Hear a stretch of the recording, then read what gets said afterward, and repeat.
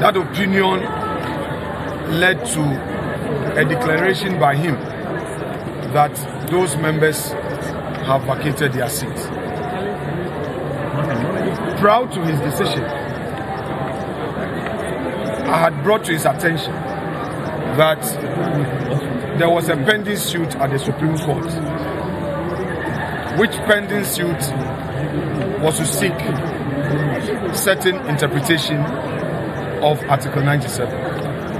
In fact, Mr. Speaker himself acknowledged that on the floor of the House. As a result of his decision, the majority caucus expressed its disagreement with his decision and gave a clear indication that the matter will be pursued further at the Supreme Court. So on Friday, another process was filed by me, and the Supreme Court, in a unanimous decision, determined the matter and ruled, among others, that one, Speaker's interpretation of the law was wrongful, and that the Supreme Court was staying his decision pending the final determination of the case. In other words, his earlier decision to the effect that those 4 MPs, that is MP for Fomina, MP for Aguna West, MP for Subum, and Amenfi Central, had vacated their seats, was, in essence, we are law-abiding. We have heard that our colleagues say they disagree with the Supreme Court. They've been using unprintable words on the Supreme Court. On Sunday, the minority leader, my respected colleague, Dr. Forson, led the minority caucus in a press conference whereupon they told Ghanaians that today they will come and occupy our seats by their own proclamation. MPP, our tradition, is a law-abiding tradition. Our forebearers always use the courts to correct the wrong.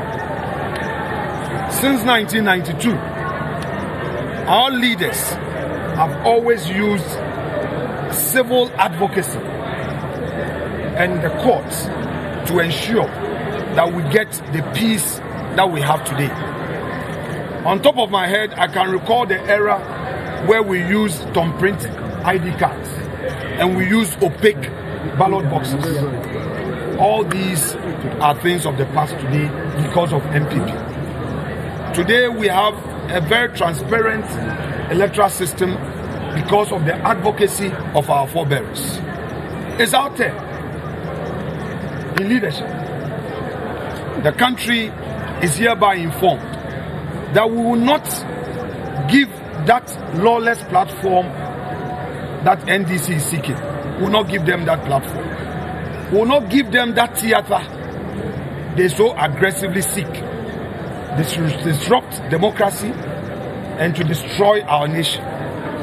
We know there are innocent people out there, innocent Ghanaians going about their business, innocent Ghanaians in the academia, innocent Ghanaians who are struggling to get 3 square meals on the table for their families.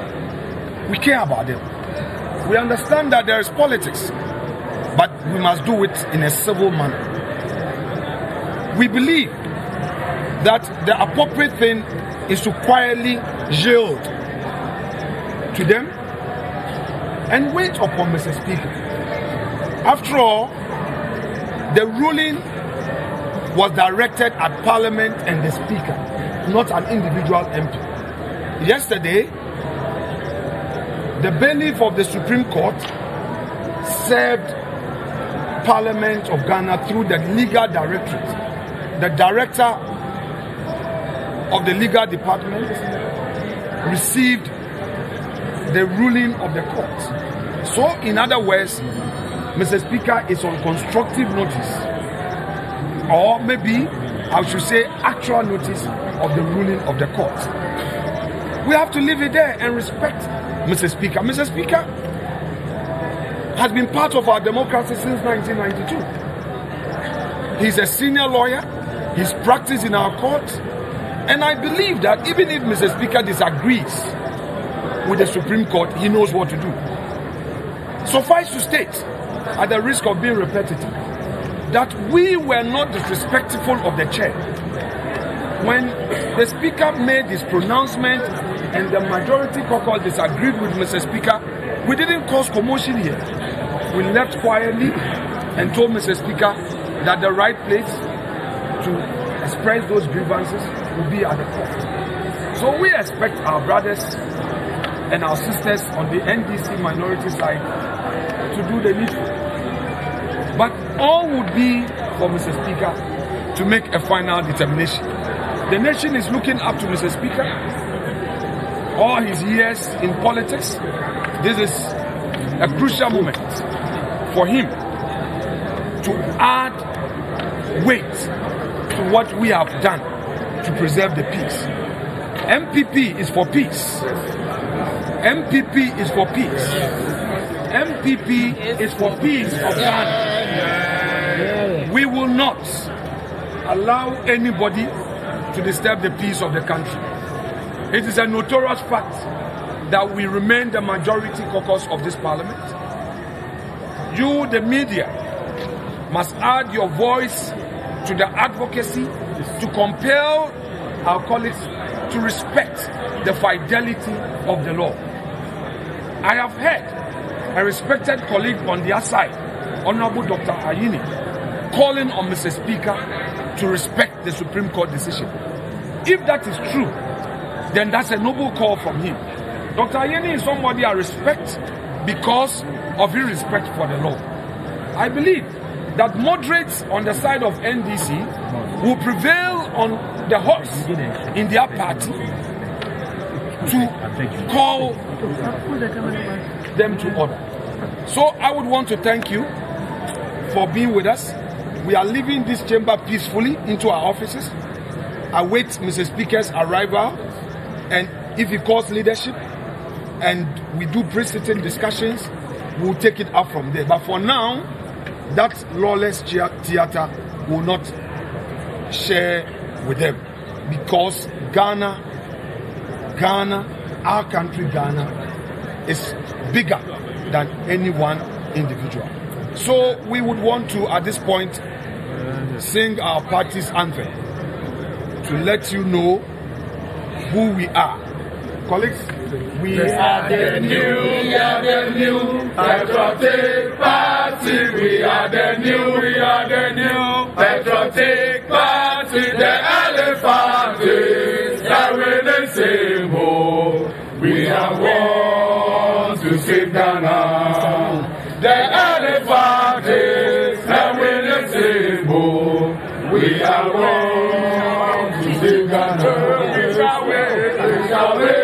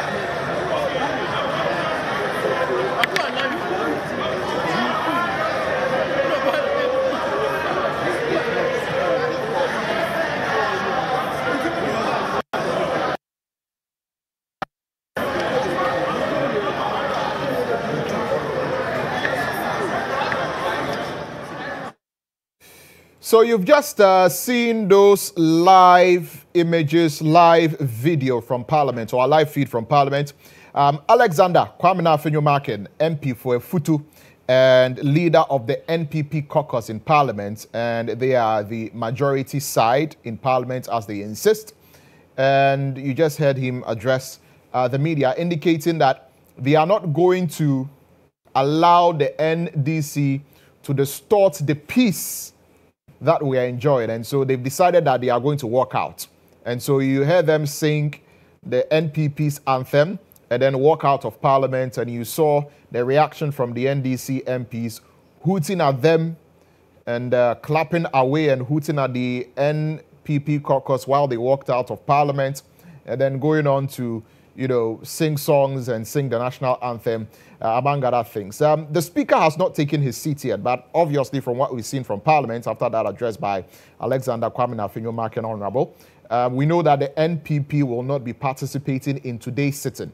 Earlier, both the NPP and NDC MPs who were in the chamber were all sitting on the right-hand side of the Speaker, leaving the left-hand side totally empty. And Kwame Afenyomarkin has now instructed his MPs to all walk out of Parliament. So like I said, effectively means that I will not see them participate in today's parliamentary proceedings. The Speaker has not taken his seat yet. It will be interesting to see exactly what the Speaker is going to do with regard to handling this issue about the Supreme Court's directive for him to state that decision to declare seats in Parliament vacant, among other things. We understand that with regard to that, the lawyers of the Speaker of Parliament are going to file processes at the court, you know, to vacate the ruling of the Supreme Court with regard to that stay that they have directed Parliament to do, or directed the Speaker to do. And Honourable Dominic Ayine, the MP for Bolgatanga East, his former Deputy Attorney General, he has been speaking about that. Take a listen. We in the majority caucus have not gotten any information, even if it is from mainstream media or social media, that service has been affected. According to parliamentary practice and procedure, Mr. Speaker has to communicate that to us and say that he's, going to comply with the order. If he does not say he's going to comply with the order, we are going to sit on the majority side because the status quo ante remains. That is why we keep, emphasizing. Parliament operates by rules and procedures pursuant to our standing orders. And so, currently, as we stand, all right, we are not, in possession of any official information to the effect that Mr. Speaker has been said, and that Mr. Speaker now wants to comply with the order of the Supreme Court. If he does not say anything and proceeds as if service has not been effected, then his ruling stands. We expect Mr. Speaker, to proceed with the normal parliamentary business of the House. Okay, and if he does communicate to us that he has been properly served by the court, okay, and that he is complying with the order of the court, then we will do as ordered by Mr. Speaker. How can he say otherwise? Can he say otherwise? Why not? If Mr. Speaker can say otherwise to the extent, okay, that his lawyers are contesting the orders. All right, the law is that a void order, all right, should not be complied with. A void order. A void order should not be complied with. A void order means? A void order is an order that is empty of any legal basis. All right. That's the case we are dealing with. Well, so, and usually, as lawyers, okay, we advise the clients that even if it is a void order, you must go to court to have the order set aside.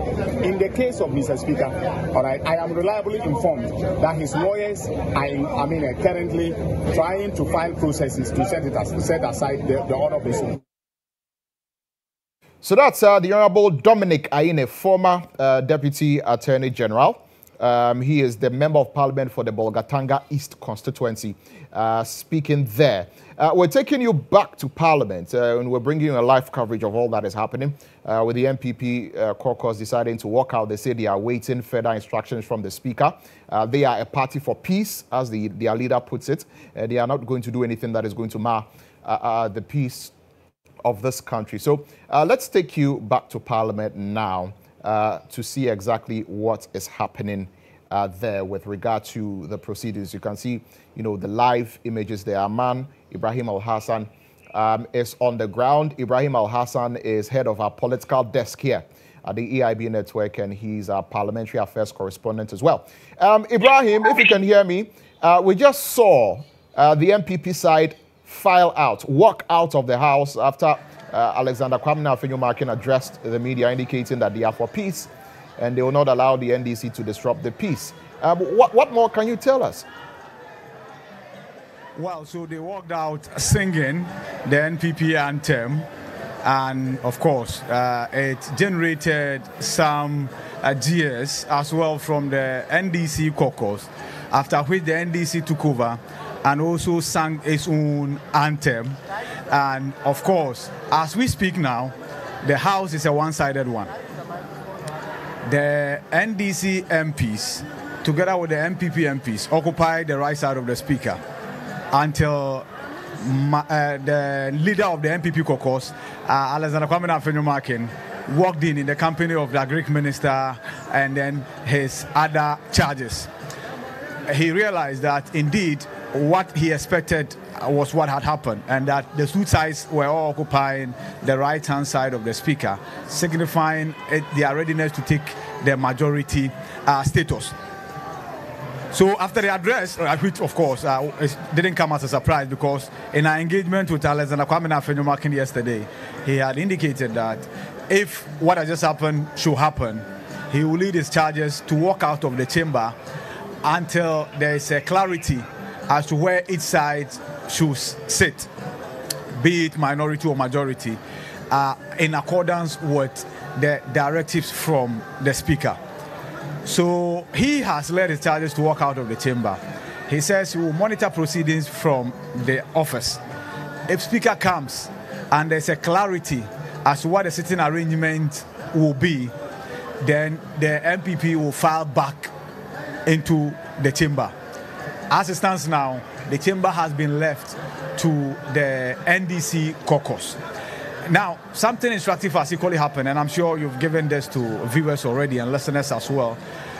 In my engagement with Dr. Dominic Ayine, former Deputy Attorney General and Member of Parliament for Bolgatanga East, he gave the clearest of indications that the Speaker of Parliament, Alban Bagbin, does not intend implementing the ruling of the Supreme Court. And he indicates that the Speaker consequently has instructed his lawyers to file processes at the law court to vacate that ruling from the Supreme Court. So if there was any indication we're waiting for, that will be clearly indicative of the fact that the Speaker does not intend implementing or enforcing the ruling of the Supreme Court. Then what Dr. Dominic Ayine told us is the evidence we needed. But what is not clear, however, is where exactly these processes are being filed. So, for instance, the argument from the lawyers is that the Supreme Court doesn't have a jurisdiction to do what it did. The Supreme Court overreached its constitutional mandate by doing what it did. If there is any argument about vacancy of a seat or otherwise, it should go to the High Court. Nonetheless, the Supreme Court, the 5-member panel, sat on this particular matter and gave consequential directives. Now, it is these directives that the Speaker's lawyers are seeking to vacate or set aside. So, will the lawyers head to the same Supreme Court, or where exactly? I've engaged some lawyers who tell me that what the Supreme Court did is not known to law. So we should equally expect what the Speaker's lawyers are doing to equally be strange to law. That we've never been where we are legally, where a Supreme Court is issuing orders to Parliament. So once that has happened, then it shouldn't be out of place that the Speaker's lawyers equally will do something strange. But back to the chamber, I can tell you that Speaker himself is not here yet. Although the time we're looking at is about 22 minutes past 10, and when an adjournment is taken, the Speaker's announcement is that the sitting will resume 10 o'clock in the forenoon, which is 10 a.m. So it's more than 20 minutes after that scheduled time for sitting to begin. Speaker is yet to come. However, I've seen the the NDC caucus leadership. You have to pardon these blips because they are often going to happen because this is an uncharted territory. As to whether which side is minority and which side is majority is the reason why we are all awaiting the Speaker's arrival for a definite pronouncement on this. Nonetheless, I've engaged Honorable Sam George, Member of Parliament for Ningo Pram Pram, who indicates that, in fact, it looks like Parliament itself had taken a decision to reconstitute the sitting arrangement. To him, when he came, he got an indication that he and his charges, and I'm talking about the NDC caucus, were to occupy the right side of the Speaker. And that is per the directive given by the Speaker last Thursday before the House went on an adjournment. And so if there are any individuals who are encroaching, it is the NPP caucus and the members therein. Yes, of course. So back to the chamber, like I said, it's not a one-sided chamber. One thing I can tell you as well, and the viewers, is that I'm sure many are wondering, 135 members of parliament, if NDC, or 36 members of parliament, if all of them show up, would that be able to constitute a quorum for sitting to begin? Yes, that's more than enough. That's more than enough for a quorum to be reached for sitting to begin. However, would that be enough of a quorum for a decision to be taken? We've been here before, relative to e-levy, the back and forth, and then the approval of the ministers or otherwise. Speaker's ruling then was that once the register of the attendance indicates today that majority members showed up or the MPP caucus members showed up, they will be counted in making a determination as to whether there will be a quorum for decision taking. But I doubt as to whether there will be a decision that will be taken today. But for a quorum for sitting to start or for the House to commence business, the NDC on its own constitutes much more than even what is needed for business to be transacted on the floor of Parliament. So with that address, back to how we got here.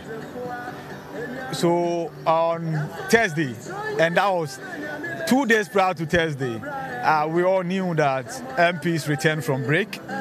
Before then, the former minority leader and member of parliament for Tamale South, Harun Idrisu, had announced on a campaign platform that the episode that has just unfolded or has been unfolding since last week is what he and his side will be triggering under Article 97 1H of the Constitution for 4 members of Parliament who have switched allegiance to have their seats declared vacant.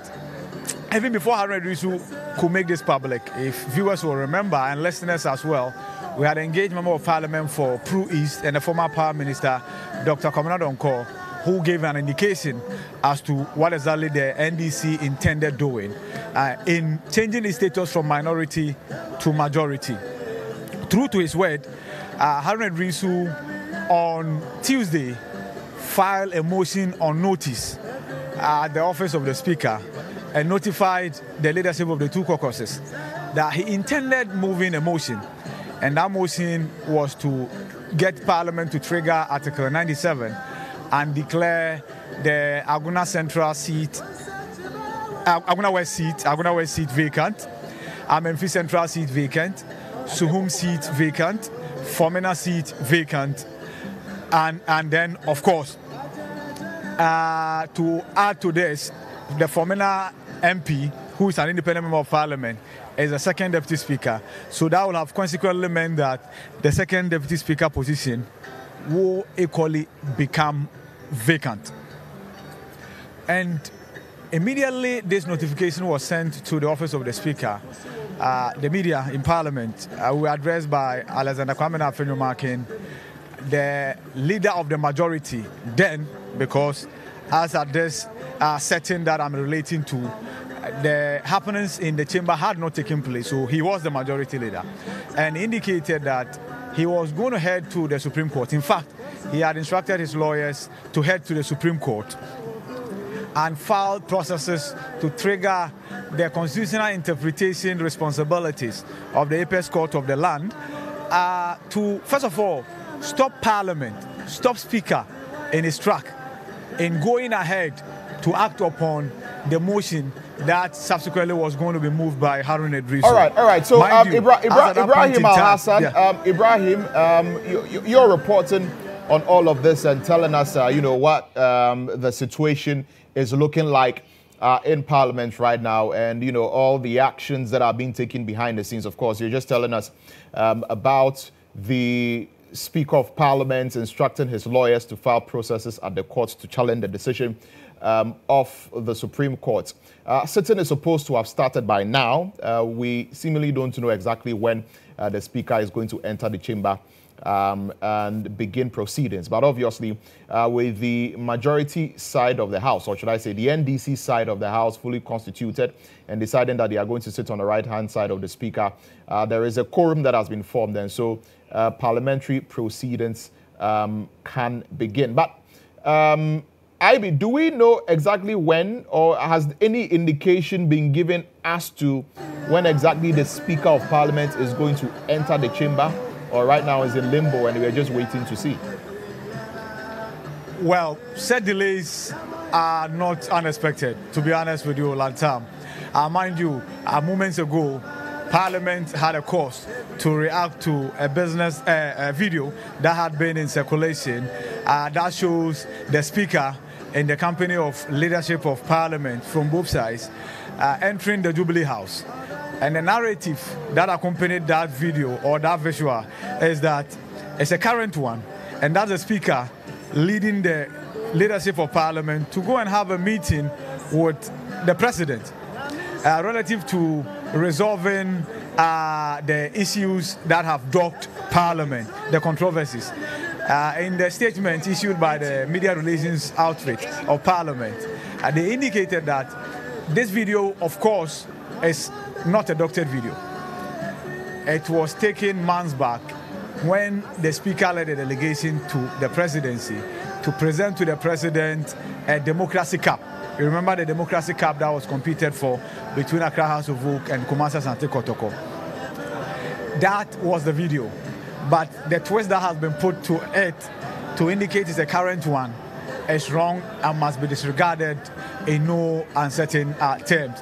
And so you can understand why there will be a delay. In fact, the day Speaker gave his pronouncement on this, that was a Thursday, nothing happened from 10 a.m. up until about 4 p.m. and over before Speaker took a seat and then made his pronouncement. Now, again, one other issue that we must bring to the attention of viewers and listeners, Lantam, is that I was at the Supreme Court when the S-Party application was moved. I'm aware that lawyers for the MPP caucus had quoted copiously and made references copiously to the Hansard or the official report of proceedings on the said Thursday when the Speaker made his declarations. Now, it is coming to light that that official report had not gone through the lay-down processes for it to be adopted in the plenary to make it an official report. Now, someone will wonder what that means. Let me educate our viewers and listeners. Lantam. Now, whatever happens on the floor of Parliament is captured by the members of the Table's office or staff of the Table's office. Now, after that, it is reproduced and printed. It is then brought back to the plenary, one page after the other, for members to go through and corrections to be made. After which, the Speaker will then say, barring any additional corrections, this official report, and he mentions the date, is officially adopted, and then a gavel will fall. The contention is that that official report that was copiously referenced at the Supreme Court during the S-Party application had not gone through these processes. So the officer in charge who made this report available has been sent a query, and he's to justify why he should not be punished. That's one other thing that's happening outside the chamber that viewers and listeners must be made aware of. And so there could be further engagement with the speaker, as has always been the case before speaker finally comes to the chamber. Another thing, and you've related to that, what Dr. Dominic Ayeni said, Speaker might be waiting for a finality on the processes that he asks his lawyers to file, because his utterances, his comments, his directives here will largely hinge on those processes. And that's the reason. If indeed those processes have been filed successfully, Speaker can then say that because those processes have been filed, he doesn't intend implementing or enforcing or adhering to the ruling of the Supreme Court, because legally he has set in chain a process that is seeking to set aside that particular ruling. So until he is very sure that processes have gone through, you can understand why Speaker will delay in coming here. The other one will obviously have to do with the chaos that initially engulfed the chamber, with the two sides all sitting at the right side of the chamber. So, Latam, it's difficult for me to tell you, and I'm sure if we should speak to the speaker right now, it might even be difficult for him to tell you at what point exactly he will enter the chamber. But what we know is that he has to enter the chamber one way or the other today. Right. Now, we also understand that there has been some heavy military presence around the Accra International Conference Center, and also, the Chamber of Parliament. And we have cited a particular document. We don't know, or we can't, immediately verify how authentic it is, but you can help us with that, which is indicating that the Speaker of Parliament requested for canine and bomb sweeps of the chamber. So it says that the Right Honourable Speaker requested the Ghana Armed Forces to provide security assistance for the conduct of parliamentary business today. What can you tell us about this development? Well, so I can tell you that initially the military were here. And of course, there are videos and pictures to that effect, and which we have. But as we speak, there's no single military man in and around the Grand Arena where sitting is taking place. But mind you, this place is a stone throw away, literally, from the Office of the National Security, popularly known as the Blue Gate, which has a number of military men stationed there. And so it's just a Blue Gate away from the Office of the National Security. And so it won't be out of place for anybody to say that he or she might have cited some military people. But what I know for sure is that now, as I speak to you, from the chamber, no military deployment. Outside the chamber, no military deployment. What is however happening is you see some level of police deployment from the main entrance to the Accra International Conference Center. If you get into the inner perimeter, you also have some blocks, road checks that you have to go through, manned by the Parliament police stationed here. And then, of course, if you are to finally enter the chamber. And so, yes, initially there were military men here.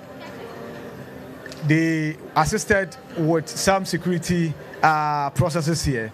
But as we speak now, that is conspicuously absent. Talking about party supporters, yes, I personally cited some MPP supporters who were buzzed in, and they came earlier, and then we understand that they were coming from in Saumad Wajiri, that's Frank Anodon Press constituency. But of course, that was in an anticipation of earlier reports that the NDC was also going to marshal numbers by way of its supporters to swarm Parliament. After it was realized that they were alone in this, the bus that brought them carried them and sent them away. And so as we speak now, there are no party supporters here within and around the precinct of Parliament. Lantam. Right, and a final one, because I know that we'll come back to you for some more updates. But with regard to the security arrangement, of course, you were describing what has been happening in the screening before you enter. We understand that nobody is allowed to be in the public gallery, you know, among other things. Who is currently in charge of security around Parliament? Is it the Ghana Police Service, or are the Parliament marshals completely in charge of security as we speak? Lantam, I can hardly hear you because for some strange reason your line is gone dead from your end. So I hear you remotely. Right. But I heard you talk about security. Yes. And I was asking whether or not it's, as we speak, only the marshals of Parliament are the ones handling security, or perhaps there's a little bit of support from the Ghana Police Service. You mentioned that the military are not there anymore. Yes. So we have the police here. And then we have the Parliament security from the Marshal's office. Mind you, when you come to Parliament, security is left in the hands of two departments. The Marshal, and those of you who have followed parliamentary proceedings will realize that at every point in time, there is a gentleman, so far it's always been gentlemen, with the maze of which symbolizes the power, the authority of Parliament, marches and places it there. That is the work of the Marshal. And at that particular office, there are some, call them quasi-security men and women who have been recruited purposely to provide security here in Parliament. And they are with the Marshal's office or Marshal's department. And then we have the Parliament Police Post, or the police commander. Of course, Superintendent Freeman Tete is currently the commander for the Parliament Police Unit. Just as we have the Ministry's Police, we have Parliament Police here. And whenever it comes to any external security, that is the work of the Parliament Police Command, and that's what they do. It's always been the case, until and unless the president is coming, then the military will come. Or quite recently, the EC chairperson is coming. Then, of course, her bodyguards, who are always security, the military men, will equally be here. Or there's a special occasion, then you have the military here until the e-levy and then the election of the speaker, specifically the election of the speaker, Bruhaha, that saw the military not just stationed outside the chamber, but making their way onto the floor of Parliament and then getting involved directly to security management in the chamber. Many members of Parliament from both sides have said never again should that episode be made to repeat itself. So yesterday in our engagement with Alexander Kwame, you heard clearly that he said he doesn't intend allowing anybody to deploy the military. Government has no intention deploying the military until what you read as having come from Parliament, indicating that initially Speaker or the Parliamentary Service requested for the assistance of the military with relative to some security arrangement. If that is the case, then I'm sure that assistance has been dispensed of as at now, because we are not seeing any military uniformed man or woman here. There were directives that even the bodyguards of MPs are not allowed to the presence of the Grand Arena. That's exactly what has been happening. And then they are equally not allowed to bear their sidearms or firearms. That's exactly what is happening. There were initial directives that the public gallery is equally close to the public. That's exactly what's happening here. If you look at the public gallery, it's only occupied by now the media. In fact, members of Parliament are not even allowed to move from where they have been designated to sit to where the media is, or to the public gallery to engage the media. Any engagement should be done outside. And that's how come there was a little back and forth before Alexander Kwame Afenyomakin addressed the media, because the MPP caucus intended doing so from the floor of the chamber. The marshals here, the personnel from the marshal office had resisted, but eventually they were overtaken by events, and they had no option than to give way for the address to be given with the media and the cameras, or some of them from the public gallery, others from the chamber or the floor of Parliament.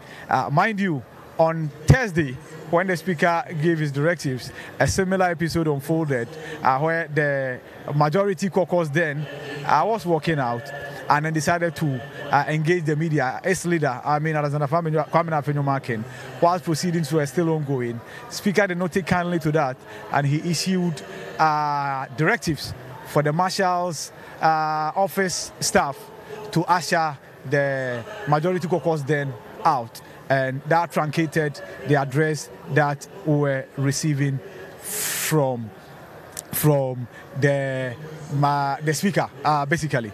And so we're receiving from the majority leader then, Alexander Kwame Markin. So the MPs are here, just that where I'm standing, Lantama, as you can see, I'm unable to move to where they are because that is designated as the chamber of Parliament where sitting is taking place. And so we are here with the patriotic songs beaming from the speakers here, the public address system here, from Munso to, yes, Albanyan for those things. That is what's happening here. And of course, it suits the occasion where many people, including the Peace Council, had to get involved to ask cool heads to prevail and come to return for the business of Parliament to be transacted in a peaceful and a tranquil atmosphere. If what we've seen so far is anything to go by, then I think the patriotic songs have not worked so far. Hopefully, subsequently, they will, but so far, not yet. Lantam. Very well. Thank you very much, Ibrahim Al-Hassan, for bringing us those updates from Parliament. Ibrahim Al-Hassan is the head of our political desk here at the EIB network, and he's also our parliamentary affairs correspondent, and he's been giving us a very comprehensive and detailed report about what has unfolded in Parliament so far. Parliament was supposed to start sitting at 10 a.m., but this will not be the first time that we've seen delays in the sittings of Parliament, and I'm pretty sure there are a lot of things that are going on behind the scenes before the Speaker of Parliament comes and takes his seat to direct proceedings. In fact, here on GH today, there has been, an MP who has been on the show and indicated that he would prefer for Mr. Speaker to adjourn the House. We also know now that Mr. Speaker's lawyers have filed processes in court, challenging the decision of the Supreme Court to stay or to direct the House to stay that decision to declare 4 seats vacant. So there are a lot of moving parts with regard to all of this. Earlier, the military were there in Parliament. We understand that they came and did some inspections and, helped in making sure that the security arrangements within Parliament for today's sitting is in place or is intact. And we understand that they are not there anymore, but the police and the marshals of Parliament are currently in charge of security. Earlier, you saw the majority and minority MPs, or should I say the NPP and NDC MPs, all decided to go and sit on one side of the House, which is the right side of the Speaker, because the contention here is that both of them believe that they are the majority side of the House. They sat there cordially until Alexander Kwame Markin came. They addressed the media, indicated that they are going to leave Parliament and await further instructions for the Speaker. So as we speak now, the NPP side of the House are not in the House. They have walked out of the House. We don't know if they are going to come back and be a part of proceedings, but they've indicated that depending on what Mr. Speaker is going to say, as they are going to be observing, watching TV and all of that, then they will take a decision as to whether or not they are going to come back to Parliament or they are going to stay out of Parliament. So it will be interesting to see exactly how the Speaker of Parliament is going to, conduct these proceedings. Is he going to come and sit? That's a question on everybody's minds. The question on everybody's mind is that, is the Speaker of Parliament going to sit and say that I am not complying with what the Supreme Court has said? That is what a lot of people are afraid of. If he says, I'm not complying with what the Supreme Court has said because we believe that the Supreme Court cannot tell us as Parliament what to do in terms of our procedure, then it presents that constitutional crisis and democratic crisis that a lot of people have been talking about. Because we're talking about a separation of powers with regard to the arms of government. We have 3 arms of government: the executive, the legislature, and the judiciary. All of them work together, but are supposed to be independent of each other, and all of them have various functions which is given to them. under the 1992 Constitution. So the executive arm comprises the president and all the other agencies that the president appoints, their heads and all of that. Then we have the legislature, of course, which is our MPs and the Speaker of Parliament, and the judiciary, made up of our courts, and then the judges. And the contention here is between the judicial arm of government and the executive arm, and the legislative arm of government. The Supreme Court, which is under the legislature, we know has a huge jurisdiction when it comes to interpreting what the Constitution means. And they are also the highest appellate court, among other functions that has been assigned to them by the Constitution. And they are supposed to do their work in that regard. And then we have the legislature, which are also taxed by the Constitution to enact laws, to make laws, to represent the people, to serve as a check on the executive arm of government, and all of that. So the contention here, is that can the Supreme Court truncate a process of Parliament or instruct the Speaker of Parliament to stop a certain process? Or should the Supreme Court just interpret the Constitution and declare decision null and void before Parliament complies with it? So there's a clash here, and that is what we are all waiting to see how it will pan out. And so we'll stay on this and we're bringing you that comprehensive coverage of the proceedings of Parliament. But let's get onto the phone line and speak to Dr. Adam Bona. He is a security analyst. One of the issues that have come up has got to do with security, because we know that the military were there earlier, according to Ibrahim, who reported to us the military are not there anymore. But Dr. Bona, thank you very much for joining us here on GHOne television this morning. And I'm pretty sure you've heard the reports of the military coming in earlier. And there are a number of people who are not very comfortable about that arrangement. But given the gravity of the situation that we are faced with, and people being afraid of a repeat of what happened on January 7, 2021, was it the best move to have had the security, the military around at that time?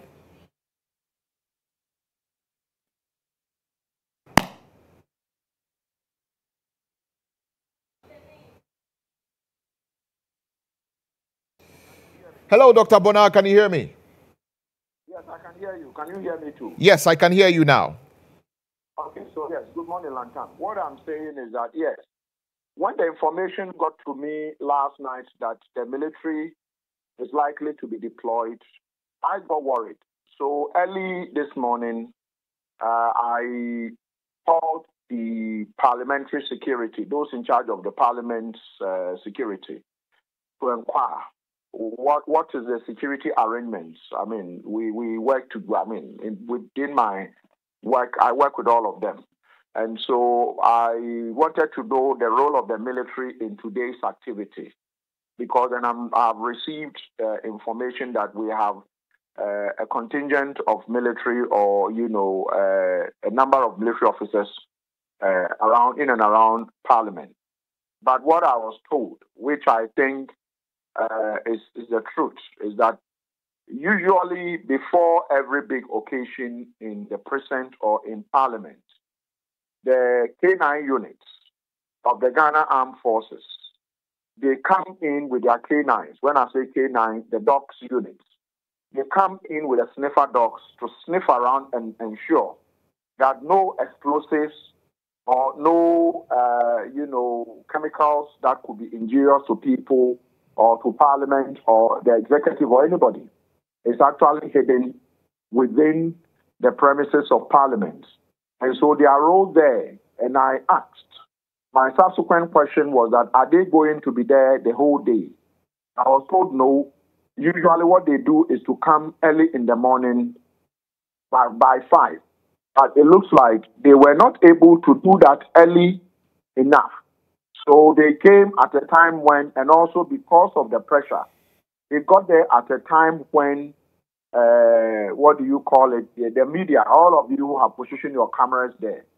So, unfortunately, it looks like, according to the Parliamentary Security Corps, it was coincidental that they needed to do this to clear the place, in fact, go in and out of Parliament to sniff around.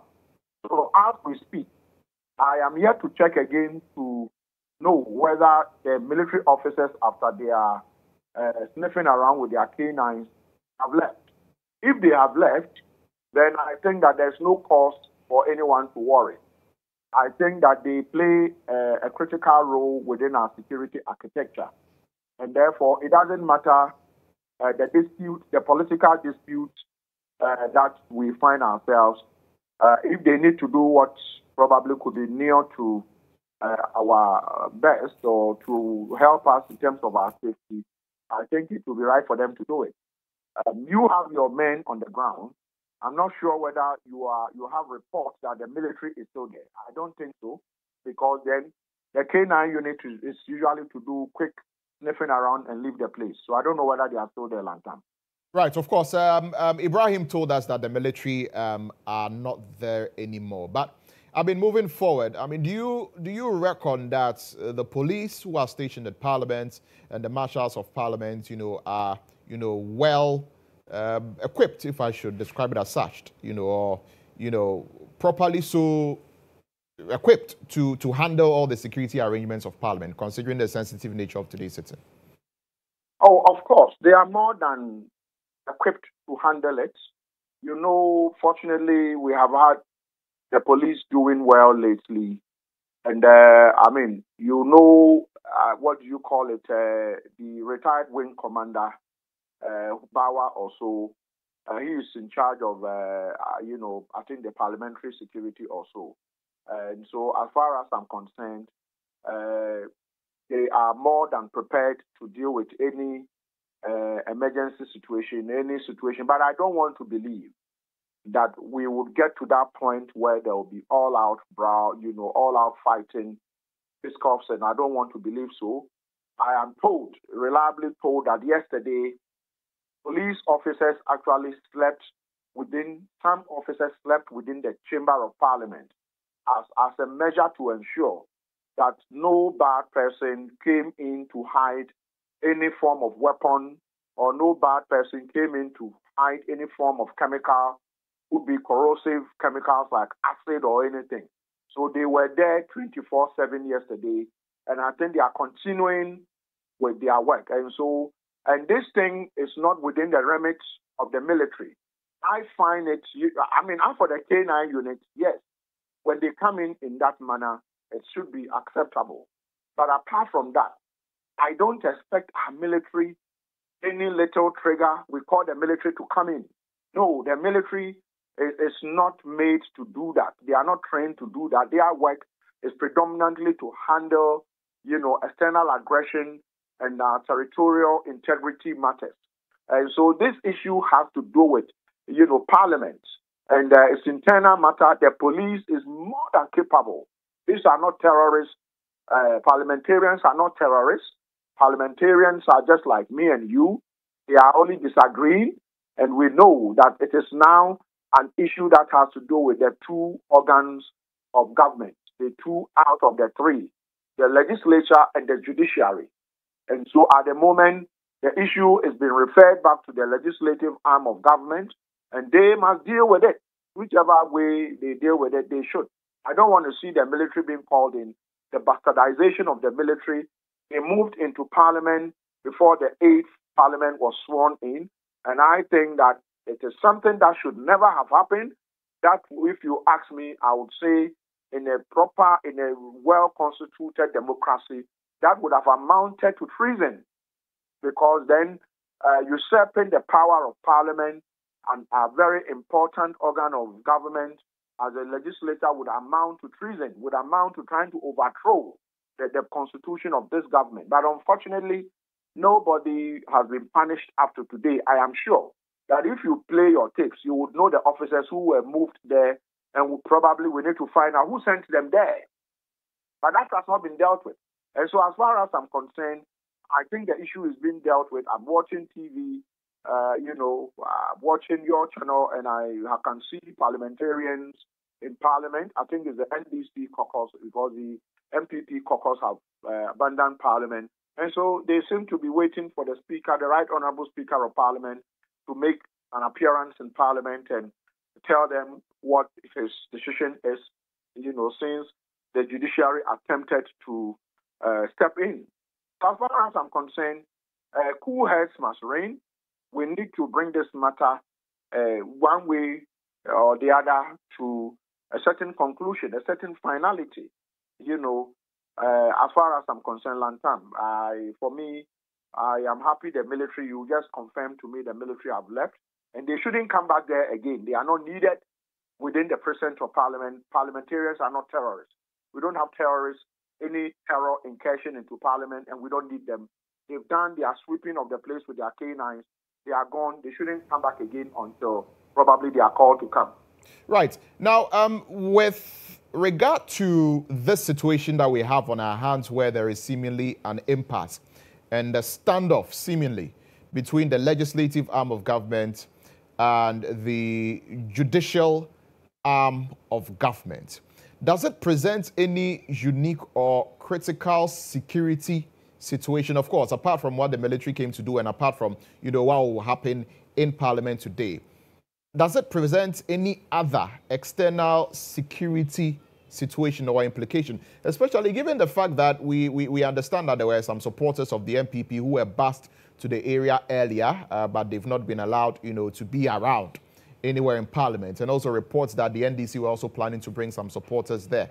Does the situation present any serious security threats or situation that we need to avert our minds to? Yes, it does.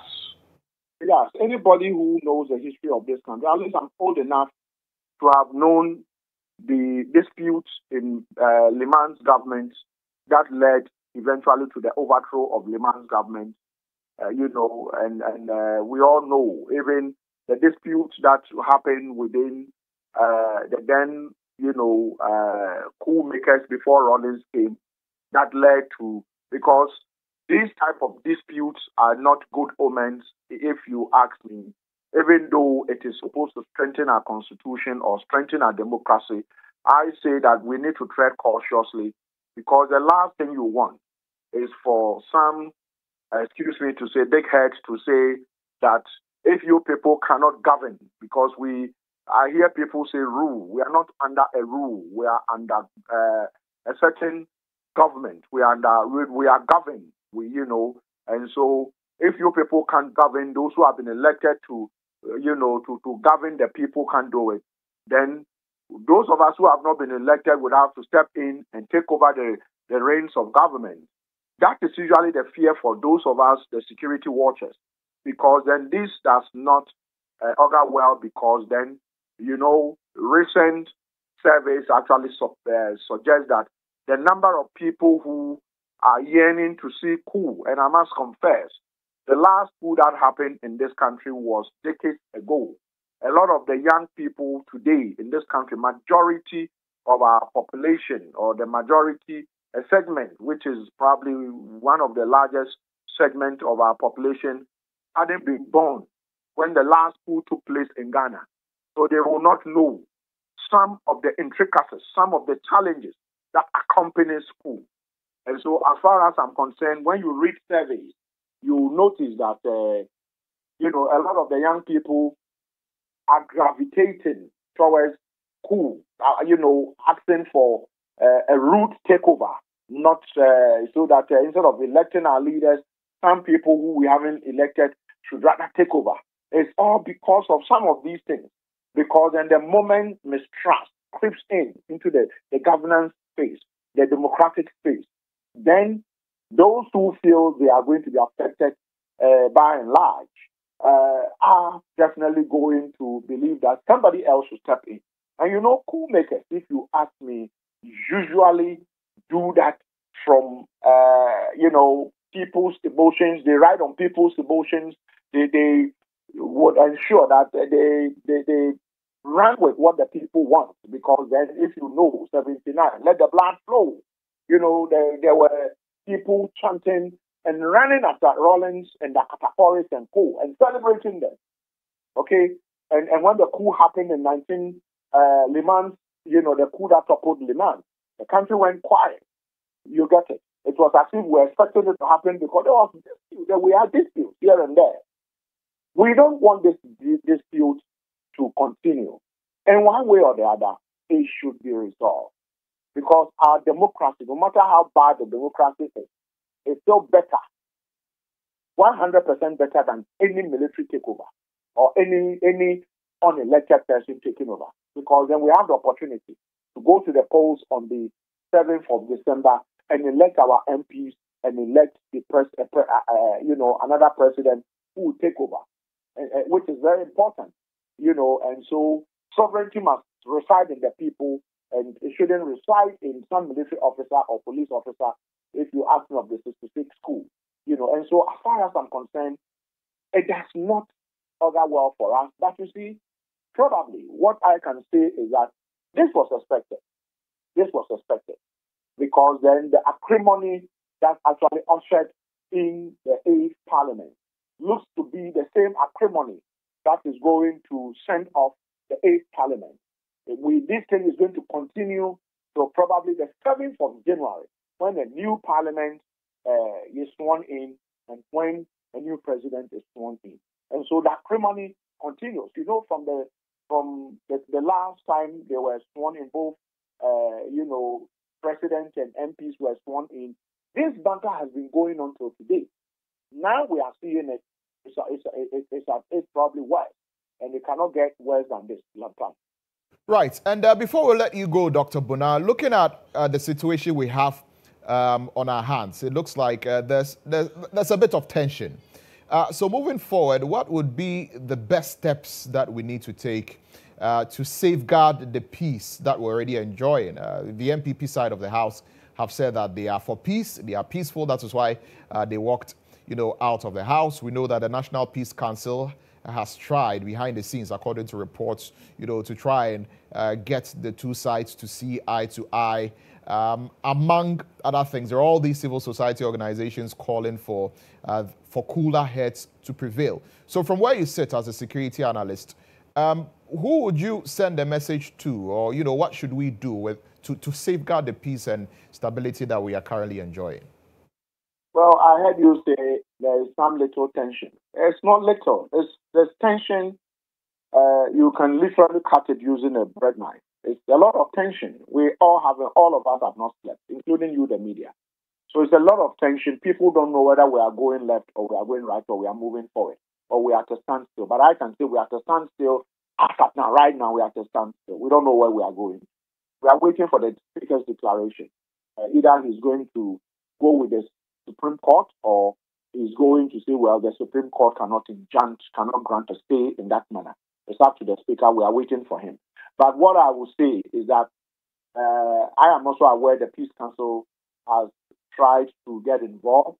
I think the office of the Chief Imam, His Eminence, the Chief Imam, those are some of the persons that, Otumfuo, His Majesty Otumfuo, I am aware that I think they are all trying to get involved. I think the swifter, the better. And Ghanaians to be, especially, I think we need to probably be calm, I am sure. And to hear that the MPP have walked away, I think, it's kind of a good gesture. They've walked away. It means that we are not going to see what ensued during, before the 8th Parliament was ushered in. And so it's another way of ensuring that we don't see all our fight. And the media misreporting, is something that I think I would urge the media to do away from. If you have to report on, the already tensioned atmosphere, ensure that you have all your facts to be able to report on. And I want to urge parliamentarians, our MPs, to be a bit circumspect. And I would have wished that the 4 parliamentarians who have been cited, and because of them we find ourselves where we are, would have actually resigned from Parliament. Ghana shouldn't bend because of these members of Parliament. If these disputes probably would end, my call would be for these 4 members of Parliament to tender their resignation today to the Right Honourable Speaker of Parliament. And once it is accepted, it means that the issue is moot, finished. So that if they are going to stand for, independent, be an independent candidate, you stand for it, you go ahead. If you win, you come back to Parliament as an independent candidate. Honorable Esiama, the second Speaker of Parliament, who is now crossed from independent candidate to MPP, he goes to stand. Once he wins, he comes back to Parliament as now a full-fledged MPP card-bearing member. No dispute. I think that at the moment, the 4 members of Parliament, if you ask me by extension, are holding all of us to ransom. They are holding us hostage. It looks like the conversation has not also pointed to them. Because, the some people have gone to court on their behalf. What are they saying? They are not commenting. They should just free us of all this bondage and hostage. They should resign from Parliament so that we can move on with our lives, and then, Parliament can be constituted properly. And then, we can move on with our activities. At the moment, everybody is glued to either a radio station or a TV station, watching what is going to happen. It's not very good for our economy, our ailing economy, if you ask me, Lantan. Thank you. Thank you very much for speaking to us this morning here on GHOne Television. Dr. Adam Bona is a security analyst, and this is, an extended version of GH Today here on GHOne Television. And, of course, we're bringing you a coverage of proceedings from Parliament, and you are continuing to see the live videos from Parliament. The NDC side of Parliament is still in the lawmaking chamber.